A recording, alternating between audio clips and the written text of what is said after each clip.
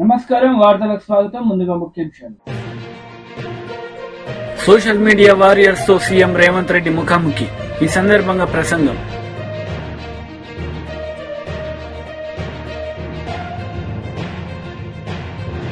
విద్యాశాఖ మంత్రి బొత్స సత్యనారాయణ మీడియా సమావేశం, పలు అంశాలపై వివరణ.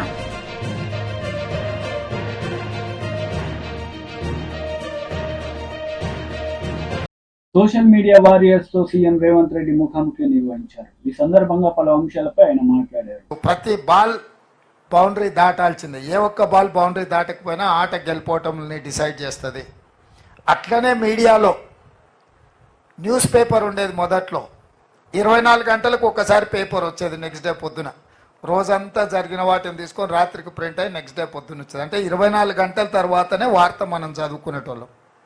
అది ఆలస్యం అవుతుందని ఇట్లాంటి కొంతమంది జర్నలిస్టులు న్యూస్ ఛానల్స్ తీసుకొచ్చారు. న్యూస్ ఛానల్స్ ప్రతి గంటకు ఒకసారి అది జరిగిన మొదట్లో న్యూస్ ఛానల్ వచ్చినప్పుడు ఉదయం 7 గంటలకు, మధ్యాహ్నము 1 గంటకు, సాయంత్రం 7 గంటలకు ఉండేది. అంటే రోజుకు 3 సార్లు బులెటిన్ వచ్చేది. ఇది కూడా కష్టం అని చెప్పి 1 అవర్కి వచ్చేసింది. ప్రతి గంట 7 గంటలకు, 8 గంటలకు, 9 గంటలకు, 10 గంటలకు ఇట్లా వార్తలు చూపించే పరిస్థితి వచ్చింది. అయినా వార్తలు ఇంకా వేగంగా ప్రజలకు చేరడానికి ప్రతి నిమిషం కాదు, ప్రతి సెకండు ప్రపంచంలో ఏ మూలలో ఏ సంఘటన జరిగినా వార్తా రూపంలో బయటకు వస్తుంది. అదే social media. On the spot, even 1 second కూడా ల్యాప్స్ లేకుండా ఎక్కడికక్కడ ప్రజలకు తీసుకెళ్తున్న విధానమే ఈరోజు సోషల్ మీడియా. అంటే ఫార్మాట్ మారిపోయింది. క్రికెట్లో ఎట్లయితే ఆట గేమ్ రూల్ మారిపోయిందో, మీడియాలో print media, electronic media, social మీడియాలో ఎట్లయితే ఫార్మాట్ మారిపోయిందో, ఈరోజు ఎట్లయితే 2020లో ప్రతి బాల్ను బౌండరీ దాటిచ్చే విధంగా పనిచేయాలనో, ఇవాళ సోషల్ మీడియాలో కూడా ఆ విధంగా ప్రతి వాడు ప్రతి నిమిషం ప్రతి సెకండ్ అలర్ట్గా ఉండాలి. సమాచారాన్ని అందరికీ చేరవేసే విధానం వచ్చింది. దీన్ని మీరు గుర్తించిండ్రు, దీన్ని మీరు ఉపయోగించిండ్రు. దీనివల్ల మీరు ఫలితాన్ని కూడా డిసెంబర్ 3 నాడు అందరూ చూసిండ్రు. నాయకులు చాలామంది అనుకుంటారు, మేము చాలా ఉపన్యాసాలు ఇచ్చినాం, చాలా ఊర్లు తిరిగినాం, మేము చాలా కష్టపడ్డాం కాబట్టి ప్రభుత్వం వచ్చింది అని.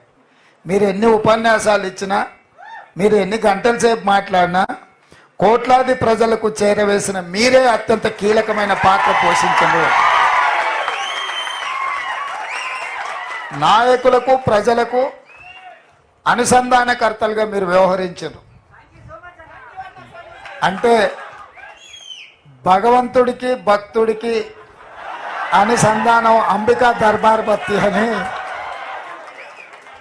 సో నాయకులకు ప్రజలకు అనుసంధానకర్తలుగా సోషల్ మీడియా వారియర్స్ ఉండి ఈ ప్రభుత్వాన్ని తీసుకొచ్చిండ్రు. ఈ ప్రభుత్వాన్ని, ఈ పార్టీని అధికారంలోకి తేవడం అనేది సెమీఫైనల్స్ మాత్రమే. ఫైనల్ గేమ్ ఇప్పుడు ఉన్నది.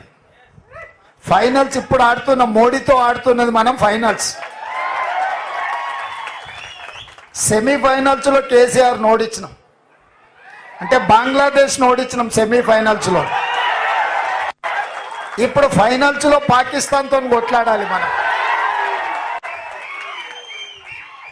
తెలంగాణ రాష్ట్రంలో నరేంద్ర మోడీ, అమిత్ షా, జేపీ నడ్డా, చాలామంది వాళ్ళ నాయకులు తెలంగాణ మీద ముప్పేట దాడి చేసి మనల్ని ఓడించాలని, ఎట్లయినా సీట్లు సాధించాలని, సొంత మనుషులనే కాకుండా కిరాయి మనుషులను కూడా పెట్టుకొని తప్పుడు వార్తలను ప్రసారం చేస్తూ ప్రజాస్వామ్యం మీద,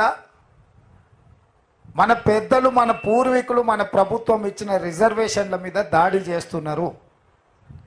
దానికి మతము లేకపోతే ప్రభుత్వ ఏజెన్సీలను వాళ్ళు ఉపయోగించుకుంటున్నారు. ఈ 2 అంశాలను స్పష్టంగా ప్రజలకు చెప్పాల్సిన బాధ్యత మా సోషల్ మీడియా వారియర్స్ మీద ఉన్నది. శ్రీరామనవమి వస్తే అదొక పెద్ద సమస్య కింద చిత్రీకరించడానికి బీజేపీ ప్రయత్నం చేస్తుంది.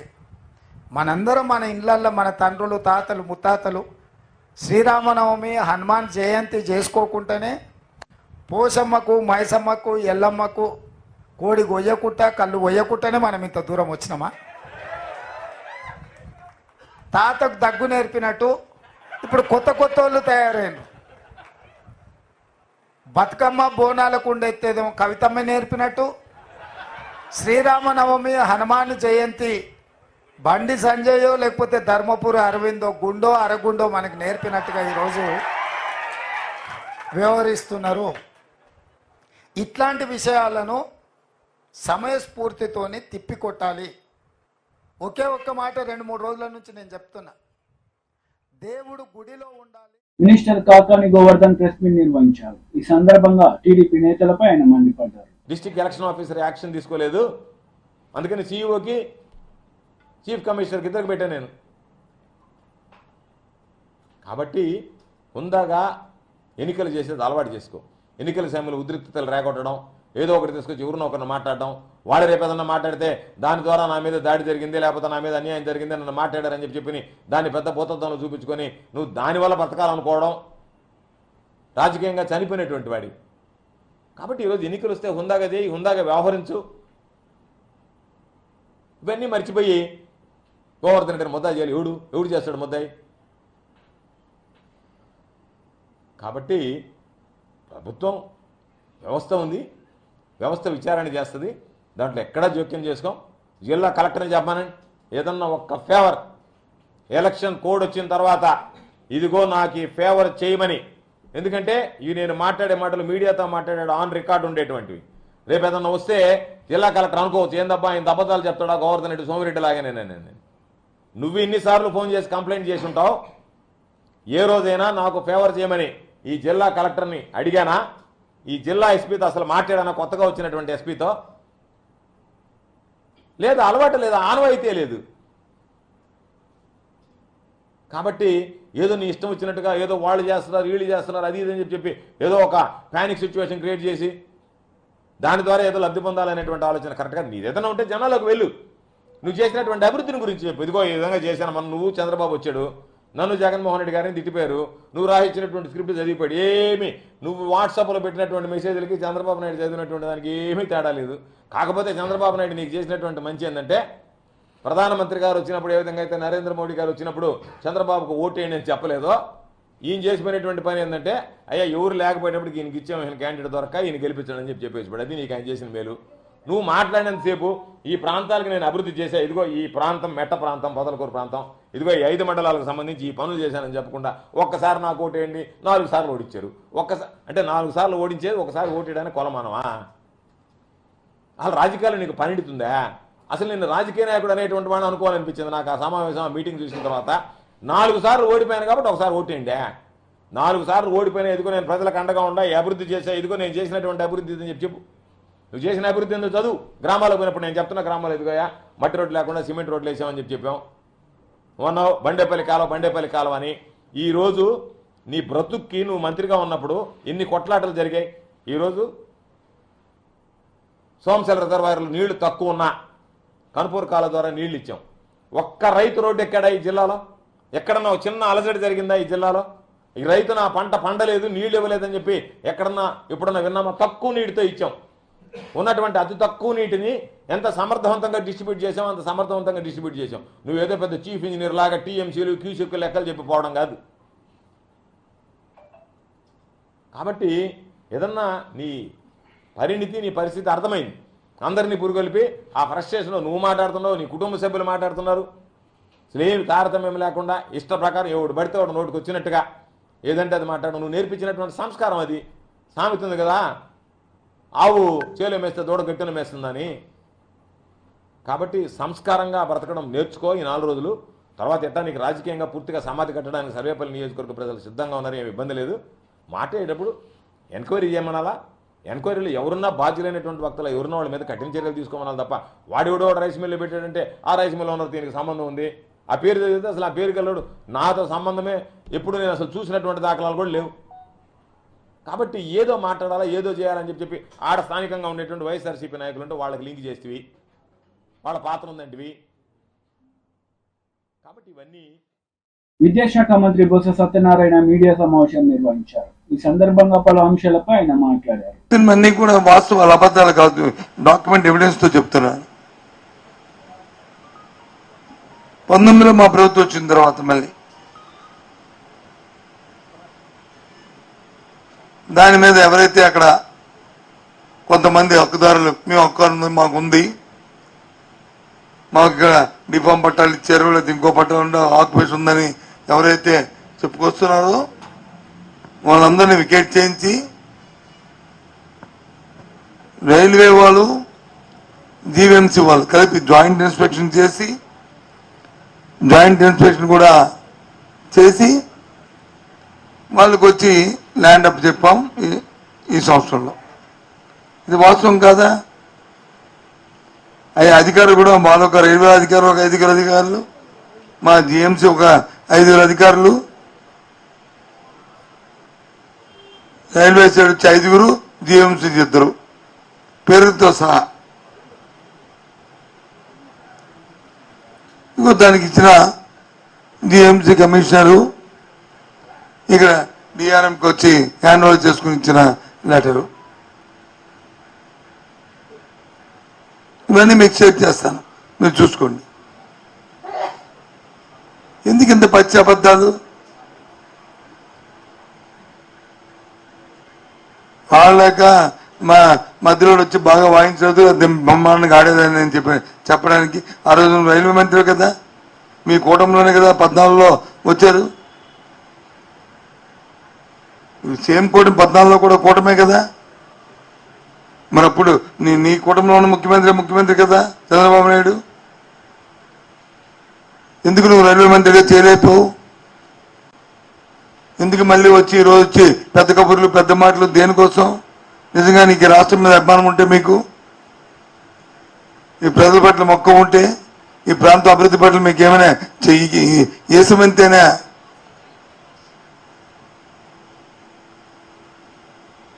మీకు సదాభిప్రాయం ఉండి చేయాలని తపన ఉంటే ఏదో నేను కేంద్ర మంత్రిని వచ్చి మాట్లాడితే అది చెల్లుతుంది. నాకున్న డప్పా కొట్టిన ఆ 2 పత్రికలు, ఈనాడు, ఆంధ్రజ్యోతి, లేకపోతే T5, లేకపోతే ఏబిఎన్, ఈనాడు వేస్తారు అనుకుని ఈ డప్పాలు ఎందుకు చెప్పు?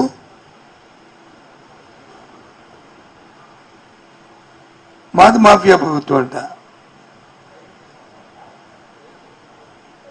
భారతదేశంలో ఎప్పుడూ జరగనంత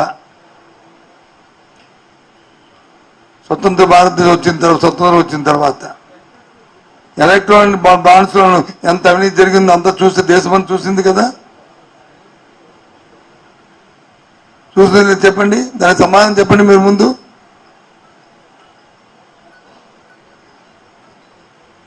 వేల కోట్ల రూపాయల్ని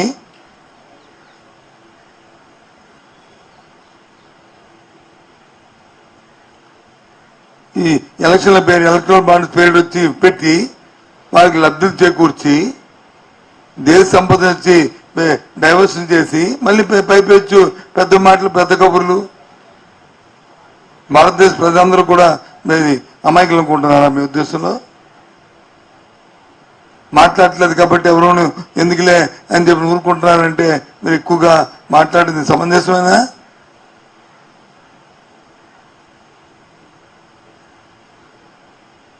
ఇప్పుడు జ్ఞాపకం వచ్చిందా మీకు? దయచేసి ఆ మాటలను తీవ్రంగా ఖండిస్తున్నాం. ఒకసారి మనమేటో చూసుకుని అప్పుడు ఎదుటి వరకు మాట్లాడాలి. మనమేదో పవిత్రవంతులం, నీతిమంతులం, ఋషిభంగంలో అనుకొని ఎదుటివాడి మీద వచ్చి ఇది చెప్పడం కాదు.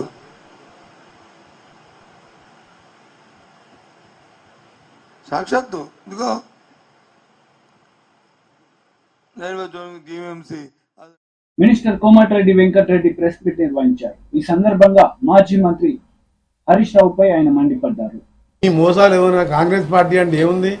2005లో మన్మోహన్ సింగ్ గారు యూపీఏ చైర్పర్సన్ సోనియా గాంధీ గారు నుంచి ఒక ప్లాన్ చేసి ఆ రోజు రుణమాఫీ చేసిండు. అది రుణమాఫీ అంటే ఆ కాలంలో 20 ఏళ్ల కింద 70,000 కోట్ల రుణమాఫీ అంటే ఇవాళ 70 లక్షల కోట్ల కంటే ఎక్కువ.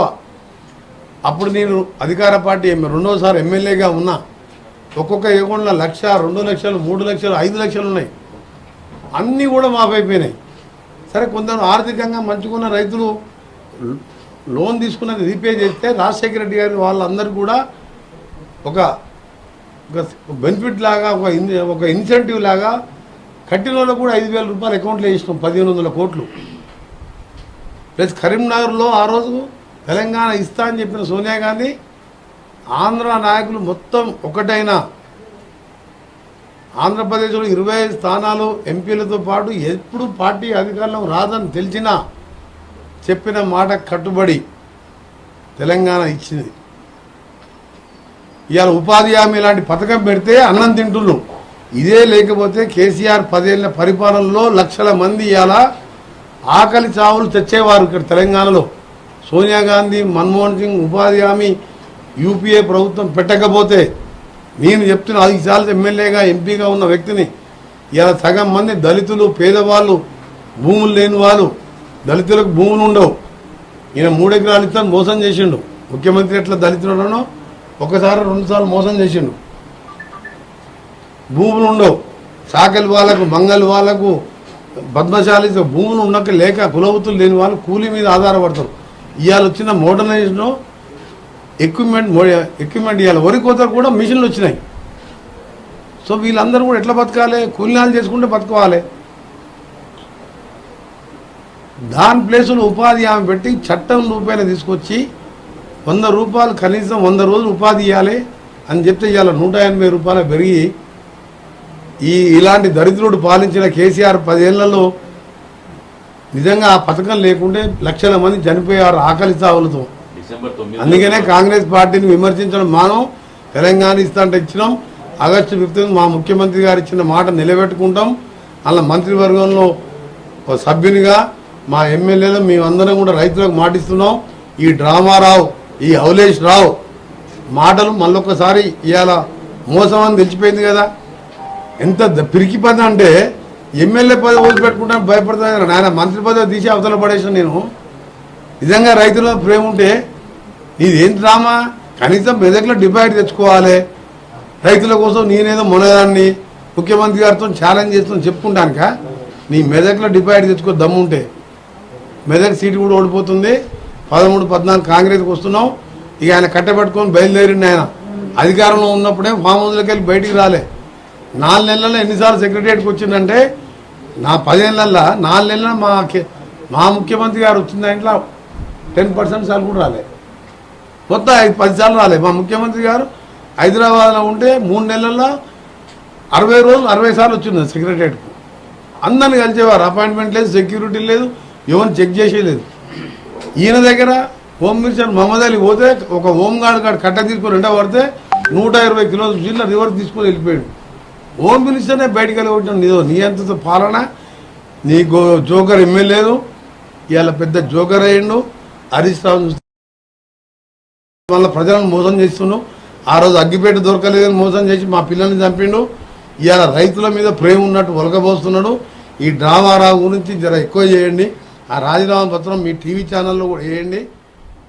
మీరు speaker assembly. MP Bandi Sanjay ఎన్నికల ప్రచారంలో పాల్గొన్నారు. ఈ సందర్భంగా కాంగ్రెస్, బీఆర్ఎస్ లపై ఆయన మండిపడ్డారు. స్కాలర్షిప్ల కోసం నువ్వు తెలంగాణ రాష్ట్రంలో ఇయ్యి అని చెప్తే కేసీఆర్ ఇయ్యలే. అప్పుడు నరేంద్ర మోడీ గారు ఏం చేశారంటే 60% నేనిస్తా, 60% నేనిస్తా, ఇంకా 40% నువ్వు దళితులకి ఇయ్యి అని చెప్పన్నాడు. ఇయ్యి అంటే కేసీఆర్ ఎవరు తెలుసా? నువ్వు నేరుగా వాళ్ళకి ఇయ్యద్దు, నువ్వు డైరెక్ట్ దళితులకు ఇయ్యద్దు, నువ్వు నాకు ఇస్తే నేను ఇస్తాడట. మోడీ గారట కేసీఆర్కి ఇస్తే ఉన్న బియ్యం పేదోళ్లకు బియ్యం ఇస్తేనే రూపాయి వసూలు చేస్తున్నాడు.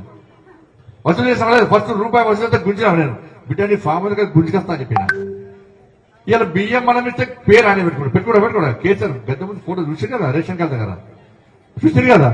ఈసారి మోడీ గారు ఏం చేసి తెలిసాక, ఈసారి మోడీ గారు ప్రభుత్వం వచ్చాక ఇంకా 5 సంవత్సరాలు ఫ్రీ బియ్యం ఇస్తాడు. 5 సంవత్సరాలు మళ్ళీ ఫ్రీ బియ్యం ఇస్తాడు. ఇలా మోడీ గారు ఎట్లా ప్రధానమంత్రి అవుతాడు, మళ్ళీ ఫ్రీ బియ్యం గ్యారెంటీ. కాబట్టి మోడీ సార్ ఏం చేసిందంటే చదువుకునే దళిత పిల్లలకు నేను 60% పైసలు నేను ఇస్తా, ఇంకా 40% నువ్వు వాళ్ళ అకౌంట్ లో వేయి, నేను కూడా వాళ్ళ అకౌంట్ వేస్తాను. లేదు నువ్వు నాకు ఇస్తేనే నేను ఇస్తాను. ఇస్తే ఏం చేస్తాడు దాన్ని చంపుకోవడం పైసలు సంపానికి అంత మళ్ళొక్క పైసలు ఇస్తాడా? ఇలా ఇంత మోసం చేసాడు కేసీఆర్ అనే వ్యక్తి. ఎట్లా మోసం చేసాడు, ఇట్లా మోసం చేసి మొత్తం మన బతుకులను బర్బాద్ చేసింది ఇలా కేసీఆర్. ఇలా ఏం ఇవ్వకుండా మోసం చేసిన వ్యక్తి కేసీఆర్ కాబట్టి తీసుకుపోయి ఏం చేయాలో అది చేశారు. ఇప్పుడు కాంగ్రెస్ పార్టీ మళ్ళా మొన్నొచ్చే ఏం చేసింది? మా కోటేది మేము గెలిచిన వెంటనే 100 రోజుల లోపల అంతకుముందు ఇందిరా అభయహస్తం పేరు మీద ఒక్కొక్క దళితునికి ఏం షూటీ లేకుండా 12 లక్షల రూపాయలు ఇస్తాను. ఇలా కాంగ్రెస్ పార్టీ ప్రభుత్వం వచ్చి 100 రోజులు దాటేది. ఇక్కడేమన్నా దళిత యువకులకు 12 లక్షల రూపాయలు మీకు కాంగ్రెస్ పార్టీ ప్రభుత్వం ఇచ్చిందా? మీ పిల్లలకు ఇచ్చిందా? మరి ఇయ్యదా? ఇంకేమన్నారు? 5 లక్షల రూపాయలు 6 లక్షల రూపాయలు ఎస్సీ ఎస్టీలకు జాగా ఇల్లు కలిపి 6 లక్షల రూపాయలు ఇస్తున్నారు. ఇక్కడ ఏమన్నా 6 లక్షల రూపాయలు ఇచ్చారు ఎవరికన్నా? ఇంద్రమ్మ ఇల్లు ఇస్తున్నారు. ఏమి ఇంద్రమ్మ పేరు మీద ఇండ్లు ఇస్తున్నారు. ఎవరికైనా ఈ 100 రోజులు కూడా ఇండ్లు ఇచ్చిందా ఎవరికన్నా? ఏమి ఎరక ఓట్లు వేయించుకున్నారు అయిపోయా. మాజీ మంత్రి దేవినేని ఉమామహేశ్వరరావు మీడియా సమావేశాన్ని నిర్వహించారు. ఈ సందర్భంగా సీఎం జగన్ పై విరుచుకుపడ్డారు. అడ్డగోలుగా ఈ కార్యక్రమాలని చేస్తా ఉన్నారు. అదేవిధంగా సివిల్ జడ్జిల అధికారాలని రెవెన్యూ అధికారులు కల్పించారు. ఏదైతే జ్యుడిషియరీ సివిల్ జడ్జికి ఉన్న అధికారాన్ని అడ్డగోలుగా రెవెన్యూ అధికారులు కల్పించారు. అంటే కేసు రాసే పోలీసే తీర్పిచ్చేసే విధంగా ఈ యాక్ట్ తయారైంది. ఇది జగన్ రెడ్డి తీసుకొచ్చిన ఈ చట్టం భారత వారసత్వ చట్టం. రాజ్యాంగంలోని ఆర్టికల్ 21, 246, 300కి విరుద్ధంగా ఈ చట్టాన్ని తయారు చేశారు. దీనికి కారణం శాసనసభలో అడ్డగోలు మంద బలం 151 సీట్లు అధికార మతంతో ఈ చట్టాలను తయారు చేశారు. శాసనమండలిలో మీకున్న అడ్డగోలు అధికారాన్ని ఉపయోగించి దీన్ని మీరు యాక్ట్ పాస్ చేసుకున్నారు. దీనివల్ల భూ యాజమాన్య హక్కుల్ని రెవెన్యూ అధికారులు ఏదైతే నిర్ణయించకూడదని సుప్రీంకోర్టు తీర్పుకి విరుద్ధంగా ఈ యాక్ట్ని తయారు చేశారంటే ఏ విధంగా జగన్మోహన్ రెడ్డి రైతాంగం పట్ల, రైతుల పట్ల, మరి పేద రైతాంగం వాళ్ళ హక్కుల్ని ఏ విధంగా కోల్పోతారో సుబ్బారావు అనే రైతు ఒంటిమిట్ట ఆ ప్రాంతంలో ఆ కుటుంబం యొక్క జరిగిన సంఘటనే ఈ రాష్ట్రంలో ప్రతి ఒక్కళ్ళను కూడా కదిలిస్తూ ఉంది. ఏ రాష్ట్రం కూడా ఇంతవరకు ఇంత ప్రమాదకరమైన చట్టాన్ని తయారు చేయలేదు. మరి జగన్మోహన్ రెడ్డి ఎందుకింత అత్యుత్సాహంగా ఈ చట్టాన్ని తీసుకొచ్చాడు? ఈ చట్టంలో సెక్షన్లు కూడా రాజ్యాంగ విరుద్ధంగా ఉన్నాయి. ఏదైతే ల్యాండ్ టైటిలింగ్ యాక్ట్ చట్టంలో సెక్షన్ నెంబర్ 10, 13, 14, 15, 25, 34, 46 ఇవన్నీ కూడా రాజ్యాంగ విరుద్ధంగా ఉన్నాయి. కాన్స్టిట్యూషనల్గా ఏవి కూడా ఒప్పుకునే కూడా కాదు. అంత టీడీపీ పోలిట్ బ్యూరో సభ్యులు వర్ల రామయ్య మీడియా సమావేశం నిర్వహించారు. ఈ సందర్భంగా పలు అంశాలపై ఆయన మాట్లాడారు. ఓట్లు కుప్పలు పడతాయని చెప్పారట. అందుకో ప్లాస్టర్ దేట్లా మీ దుంపదాగా ఇదేమి డ్రామాయ? అసలు అక్కడ అత్యాత్రమే జరగలేదు, నీ మీద రాయే పడలేదు అంటుంటే నువ్వు ఇంకా ప్లాస్టర్ వేసుకొని తిరగటంలో ఏమైనా ఔచిత్యం ఉందా అని చెప్పి నేను అడుగుతున్నా. సారీ, అంటే ప్రజలు ఎంత అమాయకులని చెప్పాలన్నా మీరు? ప్రజల్ని అమాయకులు అనుకుంటున్నారా జగన్మోహన్ రెడ్డి గారు? 13 రోజుల తర్వాత కూడా ఆ ప్లాస్టర్ మీరు ఆ తలకు ఉంచుకొని తిరుగుతున్నారంటే ఏమనుకోవాలి? అందుకే అన్నాను, అతను పెద్ద డ్రామా యాక్టర్. చిన్నప్పుడు ఆయన ఏమైనా నాటకాలు వేశారో నాకైతే తెలియదు, కానీ ఇప్పుడు మాత్రం ముఖ్యమంత్రి అయిన తర్వాత ఇది మాత్రం పెద్ద డ్రామా. ఆ ప్లాస్టరు బాగా రోజు రోజుకి పెరుగుతుంది, ఇంకా తగ్గాలి రోజు రోజుకి. ఫస్ట్ పెద్దది ఉంటుంది, చిన్నది ఉంటుంది, లేకపోతే ఒక స్టిక్కర్ లాంటిది పెడతారు, 3వ రోజు పీకేస్తారు. నేను చెప్పాను కదా 3 రోజులే ప్లాస్టర్కి. మీకైన గాయానికి 3 రోజులే ఉంచుకోవాలి, తర్వాత ఉంచుకుంటే అది డ్రామా. నిన్న ఒక డాక్టర్ గారు ఎవరో చెబుతున్నారు, సెప్టిక్ అవుతున్నా దంపదేగా అని చెబుతున్నారు. నువ్వు అట్లాగే ప్లాస్టర్ వేసుకొని తిరిగితే సెప్టిక్ అవుద్దట. అందుకని నేను తోటి మనిషిగా నా సలహా, ఇక తీసేయండి ఆ ప్లాస్టర్. ఇక మీ మాయ మాటలు, మీ మోసపు మాటలు వినే స్థితిలో లేరు రాష్ట్ర ప్రజలని చెప్పి కూడా గౌరవ ముఖ్యమంత్రికి నేను తెలియజేస్తున్నాను. రెండవది, జనాన్ని నేను అనుకోవటం ఎదుటి మనుషులందరూ అమాయకులు, వాళ్ళకేమి తెలియదు, లోకజ్ఞానమే తెలియదు, నేను ఏది చెబితే అది నమ్ముతున్నారన్న భ్రమలో జీవిస్తూ ఉన్నాడు జగన్మోహన్ రెడ్డి గారు. ఆ ఊహాలోకాల్లో విహరిస్తూ ఉన్నారు గౌరవ ముఖ్యమంత్రి జగన్మోహన్ రెడ్డి గారు. లేకపోతే అవినాష్ రెడ్డి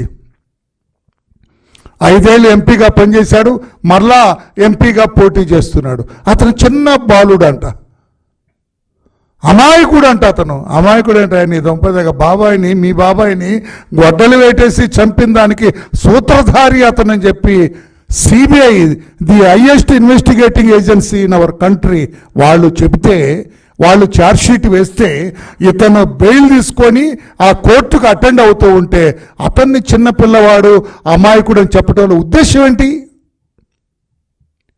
నీ ఉద్దేశం ఏంటి ముఖ్యమంత్రి గారు అని చెప్పి నేను అడుగుతున్నా.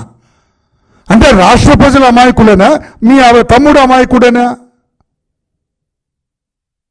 చాలా తప్పు చేస్తున్నారు మీరు, రాష్ట్ర ప్రజల్ని కించపరుస్తున్నారు ఈ రకంగా.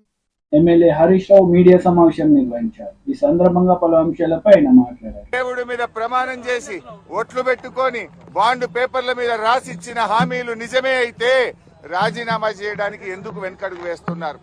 మీరు రాజీనామాకు ముందుకు రావడం లేదంటే ఈ రాష్ట్ర ప్రజల్ని మరొక్కసారి మీరు మోసం చేస్తున్నట్టే లెక్క.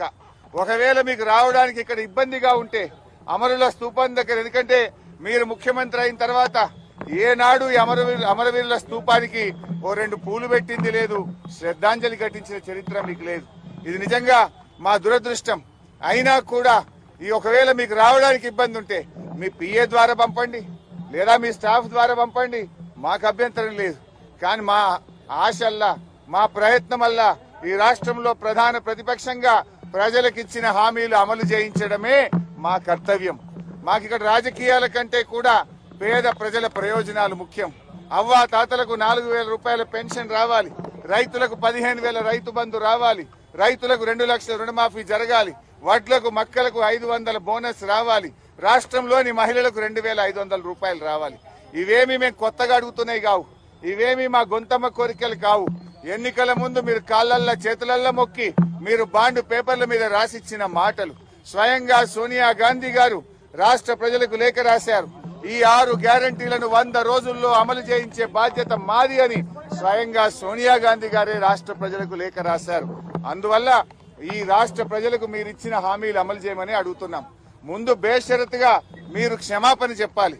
ఎందుకంటే డిసెంబర్ 9న తొలి సంతకం 6 గ్యారంటీల మీద పెడతామని, రుణమాఫీ మీద పెడతామని మాట తప్పినందుకు ముందు క్షమాపణ చెప్పండి. ఇకనైనా ఆగస్టు 15 అమలు చేస్తే మాకు సంతోషం. నా ఒక్కడికి ఎమ్మెల్యే పదవి కంటే ఈ రాష్ట్రంలో లక్షలాది మంది ప్రజలకు 4,000 ఆసరా పెన్షనో, 4,000 నిరుద్యోగ భృతో, 2,500 రూపాయలు మహిళలకో, 2 లక్షల రుణమాఫీ జరిగితే నేను సంతోషపడతాను. 5 ఏళ్లు నాకు పదవిలో లేకపోయినా కూడా రాష్ట్ర ప్రజలకు మేలు జరిగితే నాకు అంతకంటే ఆనందం ఇంకోటి ఉండదు. అందువల్ల నేను రాజకీయాలకు అతీతంగా స్వచ్ఛందంగా ముందుకొచ్చాను. నేను స్పీకర్ ఫార్మెట్ లో కూడా నా లెటర్ ఇవ్వడానికి నేను సిద్ధంగా ఉన్నా. ఇవాళ నీ డిమాండ్లను ఇవాళ ఇక్కడ ఉండే జర్నలిస్టుల చేతిలోనే నా రాజీనామా పత్రాన్ని పెట్టి వెళ్తా ఉన్నా. స్పీకర్ ఫార్మెట్ లో రాజీనామా ఆమోదించుకొని పదవికి దూరంగా ఉండడానికి నేను సిద్ధం. కానీ నువ్వు మరి ప్రజలకు ఇచ్చిన మాట నిలబెట్టుకోవాలని కోరుతా ఉన్నా. 6 గ్యారంటీలు 100 రోజుల్లో అమలు చేస్తామని బాండ్ పేపర్ల మీద రాశారు. చట్టబద్ధత తెస్తామని చెప్పారు. మొదటి రోజే సంతకం పెడతామన్నారు. ఇది సోనియా గాంధీ తల్లిగా ఇచ్చే మాట అని చెప్పి రాష్ట్ర ప్రజలకు మీరు హామీ ఇచ్చారు. ఆ హామీలు అమలు చేయాలని మరొక్కసారి నేను కోరుతా ఉన్నా. మీరు రావడం రాకపోవడం మీ విజ్ఞత. ఒకవేళ మీరు రాకపోతే ఇక్కడ అమరుల స్తూపం దగ్గరికి వస్తే పూలు పెట్టాలని మీకేదైనా బేసిజాలుంటే కనీసం మీ స్టాఫ్ ద్వారానైనా మీ రిజిగ్నేషన్ లెటర్ పెట్టండి. నేను ఇక్కడ ఉండే జర్నలిస్టులకే నా రాజీనామా లేఖ ఇచ్చిపోతున్నా. మా జర్నలిస్టులే తెలంగాణ ఉద్యమకారులు. తెలంగాణ ఉద్యమంలో మా జర్నలిస్టులు, మేధావులు అద్భుతంగా పోరాడారు. వాళ్ళ చేతిలోనే నా రాజీనామా లెటర్ పెడుతున్నా. నువ్వు అమలు చేస్తే వాళ్ళు నేరుగా నా లెటర్ ను స్పీకర్ గారికి ఇవ్వచ్చు. ఒకవేళ మీరు కూడా పెడితే అది మీ పెద్దరికాన్ని నిలబెట్టది. ఒకవేళ మీరు రాజీనామా లెటర్ ఇవ్వకపోతే అది మీరు మరొక్కసారి దేవుళ్ళ పేరు మీద ఈ రాష్ట్ర ప్రజల్ని మోసం చేస్తారని భావించాల్సి ఉంటుంది.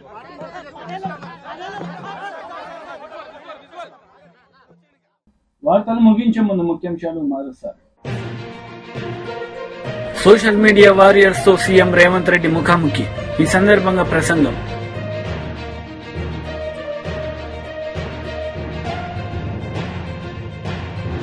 విద్యాశాఖ మంత్రి బొత్స సత్యనారాయణ మీడియా సమావేశం, పలు అంశాలపై వివరణ.